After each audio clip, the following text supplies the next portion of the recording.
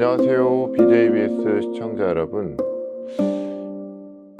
여러분은 성미술이라는 단어를 들으면 어떤 이미지가 가장 먼저 떠오르시나요? 아마도 많은 분이 길쭉하고 뻣뻣한 몸짓, 표정을 읽을 수 없는 성인들의 엄숙한 얼굴, 그리고 온통 황금빛으로 가득 찬 중세 성당의 벽화를 떠올리실 겁니다. 그 시절의 그림들은 현실이 아닌 오직 저 멀리에 있는 천상의 세계만을 비추고 있었기 때문이죠. 여기 그 딱딱하고 차가웠던 천상의 세계에 인간의 뜨거운 숨결을 불어넣는 한 남자가 있습니다. 신의 이야기를 멀리 있는 신화가 아니라 바로 우리가 살아가는 이 땅의 이야기이자 인간의 감정으로 완벽하게 번역해낸 미술사의 위대한 혁명가, 주인공은 바로 조또 디보네입니다. 1267년 이탈리아 피렌체 근교의 작은 시골 마을 브란도네에서 한 양치기 소년이 태어났습니다. 그의 이름이 바로 조또였습니다. 미술사에는 그에 관한 아주 흥미롭고 유명한 일화가 전해 내려오는데요. 당대 이탈리아 최고의 화가이자 거장이었던 치마부에게가 길을 지나다 들판에서 양을 치던 소녀 조또를 발견하게 됩니다. 그런데 소녀는 거친 바위 위에 평범한 돌멩이 하나로 무언가를 열심히 그리고 있었죠. 호기심이 생긴 치마부에가 다가가 바위를 본 순간 그는 충격에 빠졌습니다. 바위 위에는 방금이라도 살아 움직일 것 같은 생생한 양 한 마리가 그려져 있었기 때문입니다. 소년의 천재적인 재능을 단번에 알아본 치마부에는 그를 피렌체로 데려가 제자로 삼게 됩니다. 당시 중세 미술은 신성함을 극대화하기 위해 철저한 규칙을 따랐습니다. 인물은 감정이 없는 로봇처럼 평면적으로 그려졌고 배경은 현실 세계에는 존재하지 않는 황금빛으로 가득 채워졌습니다. 글을 모르는 대중에게 성경의 메시지를 전달하는 시각적 교재의 역할만 하면 충분했기 때문인 것이죠.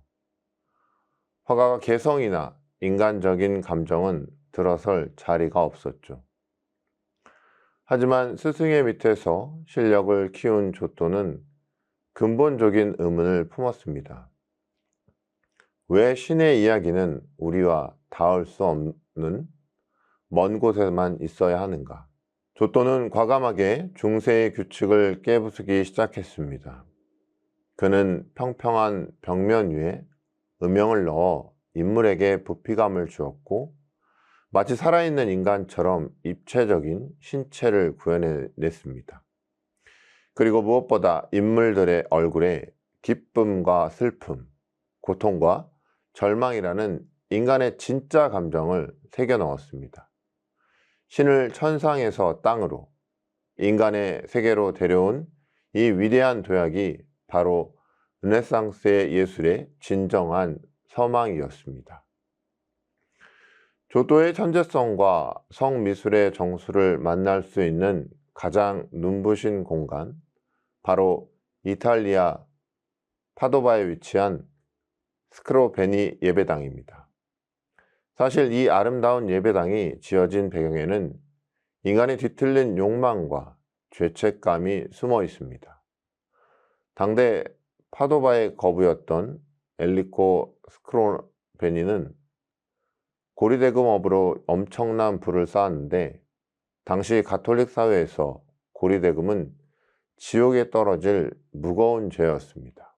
죽음 이후에 심판이 두려워진 스크로베니는 자신과 가문의 죄를 씻고 구원을 얻기 위해 작은 예배당을 짓고 당대 최고의 화가인 조또에게 내부 벽화 전체를 의뢰하게 됩니다.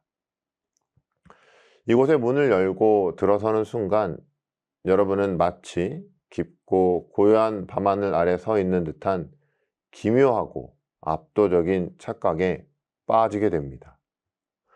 천장과 벽면을 가득 채운 예쁜 푸른빛 때문인데요. 당시 금보다 비쌌던 보석 라피스 라줄리를 갈아 만든 울트라마린 안료입니다.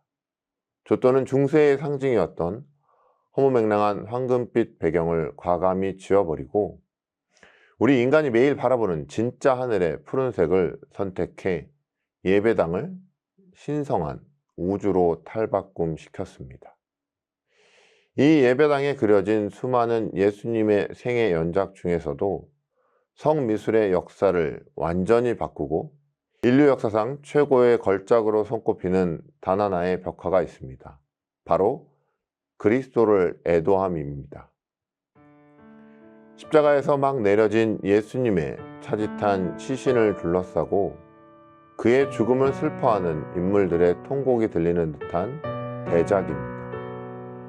이 그림이 위대한 이유는 크게 두 가지입니다. 첫째는 감정의 진실성입니다. 예수님의 목을 껴안고 있는 성모 마리아의 얼굴을 보십시오. 아들의 죽음을 마주한 어머니의 깊은 절망과 고통이 일그러진 눈매와 입술에 그대로 묻어납니다. 이전의 중세 미술에서는 결코 볼 수 없었던 신성함 속에 감춰져 있던 인간의 진실한 눈물입니다. 하늘을 나는 천사들 역시 신성한 존재들이지만 옷자락을 쥐어뜯고 머리를 감싸주며 인간과 똑같이 울부짖고 있습니다. 둘째는 혁신적인 구도와 연출입니다. 화면 맨 앞쪽 우리를 향해 등을 돌리고 앉아있는 두 명의 인물을 주목해 주십시오. 미술사에서 인물의 뒷모습을 이렇게 전면에 배치한 것은 조또가 처음이었습니다. 비록 얼굴은 보이지 않지만 웅크린 등과 어깨의 무게감으로도 감당할 수 없는 슬픔의 크기가 고스란히 전해집니다. 이 뒷모습은 관람객인 우리를 슬픔의 현장 속으로 자연스럽게 이끄는 연출적 장치입니다. 조또는 회화라는 평면 안에 완벽한 공간감과 인간의 영혼을 풀어 넣은 것입니다. 조또가 붓끝으로 창조해낸 성인들은 더 이상 구름 위를 떠다니는 초현실적이고 거리감 있는 존재들이 아닙니다. 그들은 우리처럼 육체의 무게를 가졌고 우리처럼 거친 땅에 발을 딛고 서 있었으며 삶의 무게 앞에 눈물 흘리고 아파하는 존재들이었습니다. 그렇기에 조또가 남긴 성미술은 700년이라는 시공간을 뛰어넘어 오늘날 복잡하고 지친 삶을 살아가는 우리에게 깊은 울림과 위로를 건넵니다. 너희가 겪은 그 슬픔과 고통을 신 역시 인간의 몸으로 이 땅에 와서 똑같이 느끼고 눈물 흘리셨다는 것을 시각적으로 증명해 보이고 있기 때문입니다. 그림을 보는 것만으로도 거룩한 위로를 받게 되는 것, 그것이 바로 조또의 미술이 가진 힘입니다.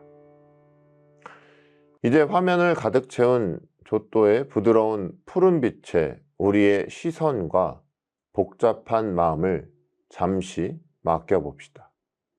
그리고 마음의 가장 깊은 곳에 귀를 기울이며 오늘의 묵상을 담아 함께 기도하겠습니다. 사랑과 자비의 주님, 오늘 우리는 조또의 거룩한 붓끝을 통해 이 땅의 가장 인간적인 모습으로 찾아오셨던 당신의 위대한 사랑을 바라봅니다. 높고 높은 황금빛 왕자를 기꺼이 버리시고 우리가 발을 딛고 살아가는 이 거칠고 낮은 땅 위에 친히 내려오셨던 주님, 인간이 느끼는 눈물과 고통을 외면하지 않으시고 오히려 그 한복판에서 함께 아파하며 눈물 흘려주신 당신의 따스한 온기를 느낍니다.